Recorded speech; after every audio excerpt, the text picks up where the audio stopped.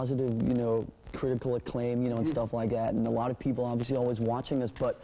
I think we have this ability to shut that out when we sit down and write and stuff like that, and we never really, I don't know, for some reason we're able to not worry about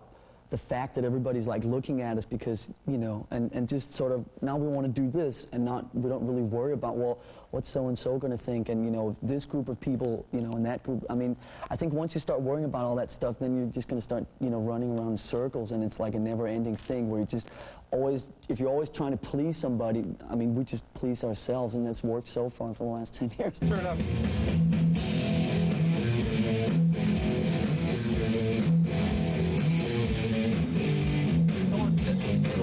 The initial part of the songwriting is pretty much the same. You know, everybody has their tapes, you know, with the bits and pieces from the last couple of years, and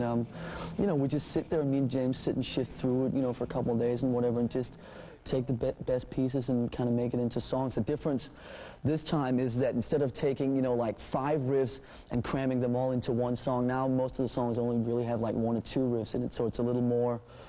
just kind of sticks more to one thing, you know, especially the Justice album was like, each song had, you know, was like 10 minutes long and all over the place and stuff like that. And this album, we tried to keep things a little more sort of compact. Basically a riff and a song title, and we kind of find out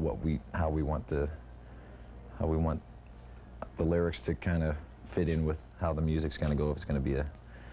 crusher or, you know, a nice little song, or, you know. Something's wrong, something like heavy thoughts tonight, and the honest away. A lot of bands will kind of like, you know, do the same thing over and over, and when Metallica tell me they want to get melodic and they want to, you know, they want to simplify and they want to, you know, strengthen these certain things, I thought, well, here's these guys that have struggled for such a long time to get to someplace, and now that they're there, you know, it would be so easy for them to just take what they've had a little bit further and put it out, and I'm sure that they could sell another 5 million records and everything would be fine. But no, they're going to take a chance. And I find that, but when I work with artists, people that like to do that, that's what I want to do. One of the first things we told Bob is we wanted the albums to be a little livelier. You know, I think our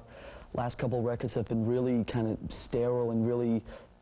they've been so tight and so perfect and so just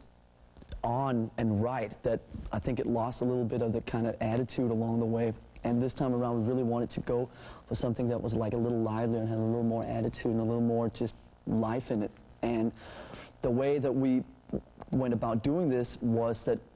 instead of like playing the song once or twice and you sit there and go, gee, you know, now the, you know, red record button's on, and you start stiffening up and you get really tense, and it sounds like that. It's like Bob said, go out and play the song 30 times, basically. So we'd sit here and play this song. Everybody would be in the room here behind me, and I'd sit here and play the song 30 times,